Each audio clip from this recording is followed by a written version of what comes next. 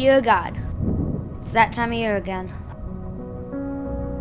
I used to get really nervous when thunderstorms came through, back when I was younger.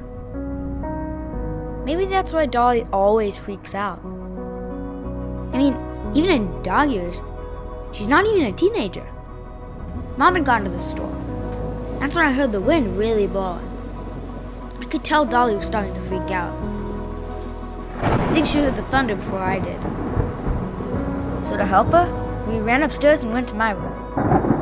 I think it helped her calm down a lot. I was really glad I was there for her. I think she was starting to feel better and breathe easier. Well, until the lights went up too. That was a little freaky. But we had my lantern, so still cool. When we rescued Dolly, I knew we would be here for her in a lot of ways. But I didn't know she'd be afraid of storms the way I used to be. Mom took longer to get home than we thought. Usually we hear the garage door go up when Mom gets home. With the power out, it wasn't working. She had to find her keys and came in the front. I think Dolly was really glad to see her. When Mom asked if we were okay, I just told her the same thing I told Dolly. You were always with us, no matter what.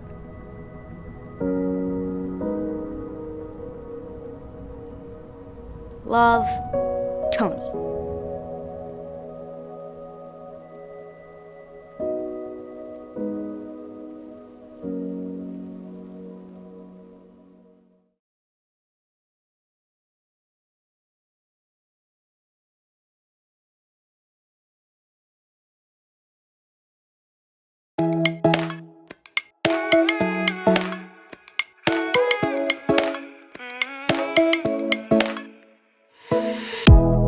Just don't know the way that I should go. I follow Jesus, I follow Jesus.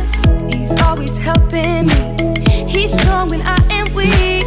I follow Jesus, I follow him. I'm gonna walk like Jesus.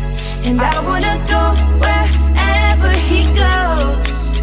I wanna talk like Jesus. Yeah, I'm gonna follow wherever he goes. Wherever he goes, I will follow. Wherever he goes, wherever he goes, I will follow. Wherever he goes, wherever he goes, I will follow. Yeah, I'm gonna follow. I'm gonna follow. When I'm feeling blue, don't know what I should do. I listen to Jesus. I listen to Jesus. He's always helping me. He's strong when I am weak. I listen to Jesus.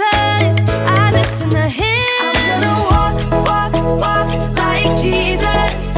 And I wanna go wherever he goes. I wanna talk like Jesus. Yeah, I'm gonna follow wherever he goes. Wherever he goes, I will follow. Wherever he goes, wherever he goes, I will follow. Wherever he goes, wherever he goes, I will follow. Yeah, I'm gonna follow. I'm gonna follow.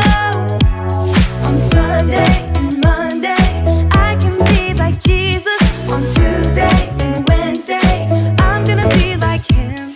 On Thursday and Friday, I can be like Jesus. On Saturday, every day, I'm gonna be like him. I'm gonna walk like Jesus. I'm gonna walk like I wanna go wherever he goes. Where he goes. I wanna talk like Jesus. Yeah, I'm gonna follow. I'm gonna follow wherever he goes. Wherever he goes, I will follow. Wherever he goes, I will follow. Wherever he goes.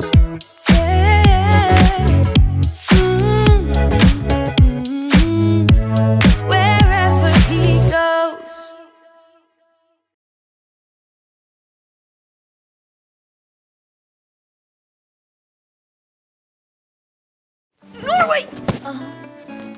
Welcome to Story Lab. This week, we're talking about faith. while we take a global look at what it means to encourage each other. Skylar! Skylar, have you seen my map?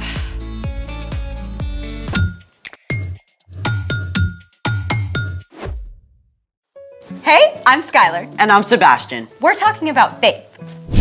which is trusting what you can't see because what you can see. I know something awesome that you can see. What's that? Your family and friends around you on Sunday morning or wherever and whenever you do church. What am I supposed to trust because of that?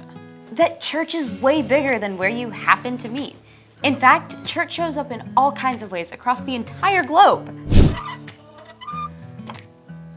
Have you ever visited a different church in another country? Actually, I have.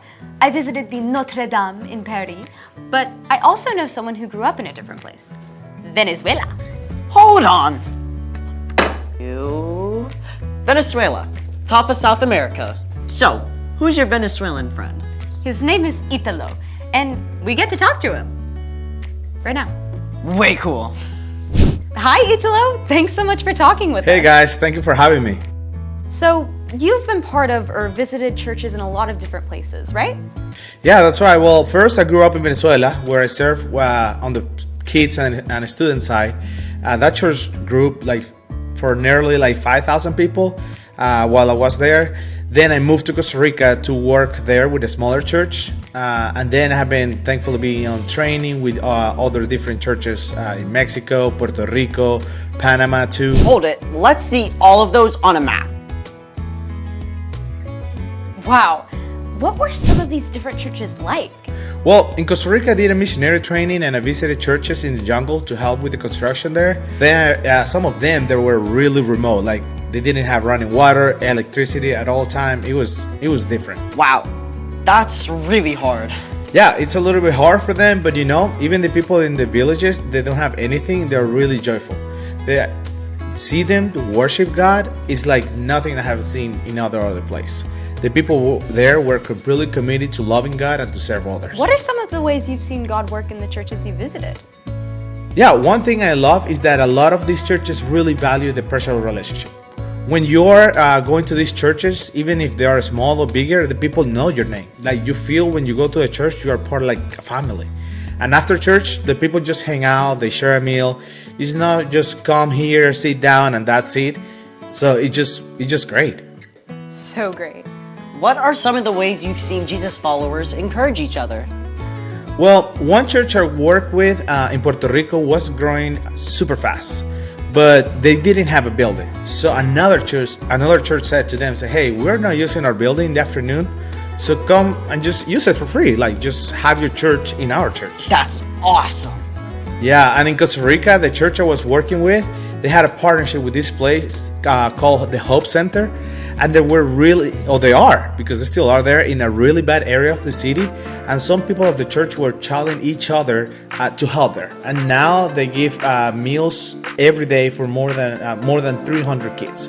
And that's a lot. That's for some of those kids, that's the only meal they even have in that entire day. Is there a way you personally experienced encouragement from the church?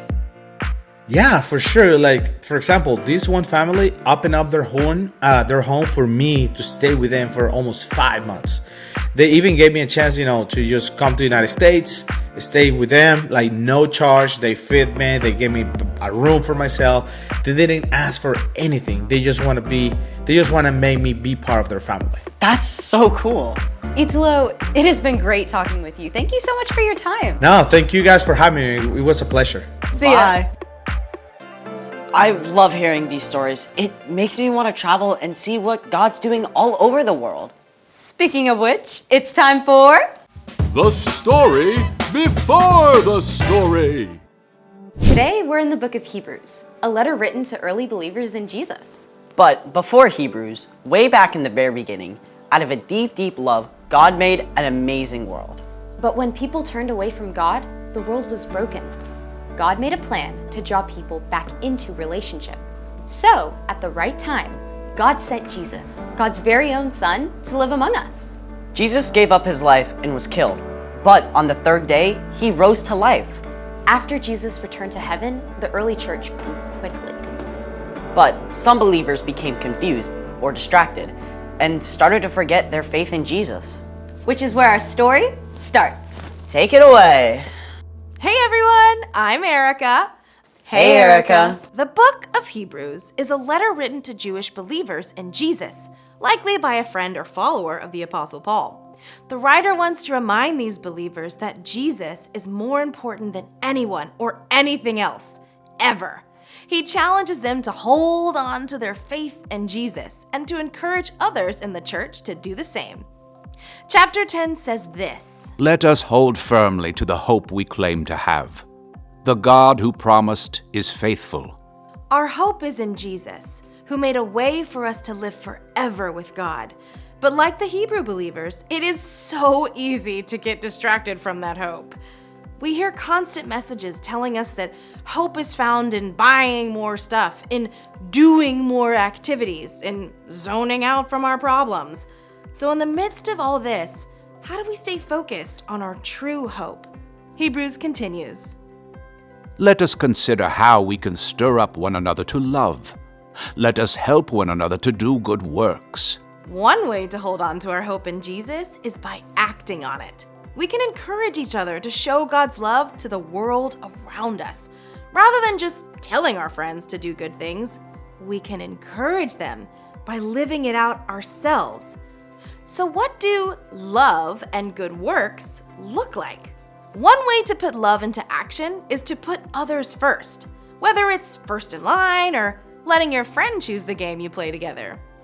Another way to show God's love is by sharing what you have.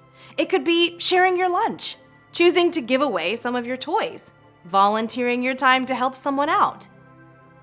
And you can definitely encourage others with your words. Instead of complaining or grumbling, choose to speak words that comfort someone. Remind others that God is always with them and that God gives us the strength to do hard things. Now, let's wrap up our verse from Hebrews. And let us not give up meeting together. Some are in the habit of doing this. Instead, let us encourage one another with words of hope. Let us do this even more as you see Christ's return approaching.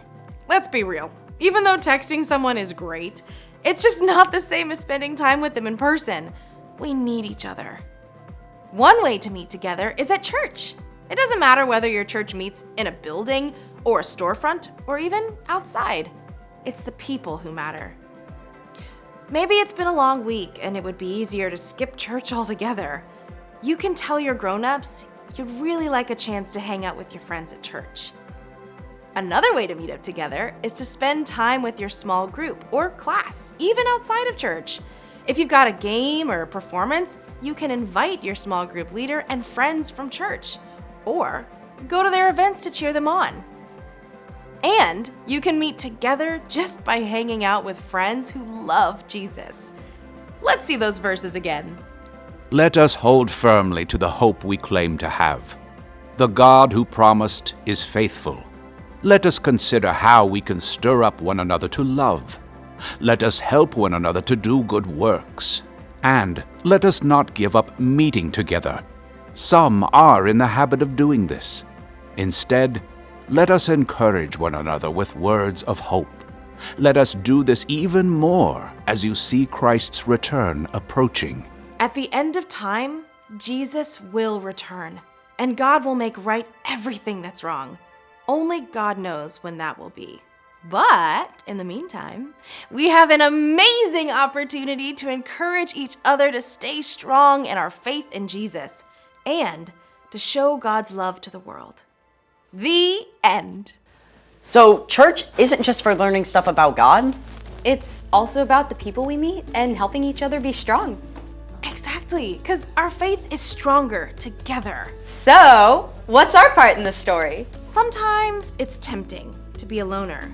You don't feel like you fit in, even at church.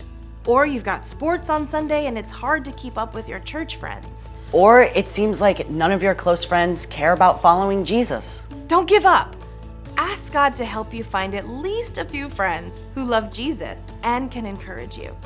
And if you feel like you're an outsider at your church, you're probably not the only one. See what happens if you start up a conversation with someone new in your small group.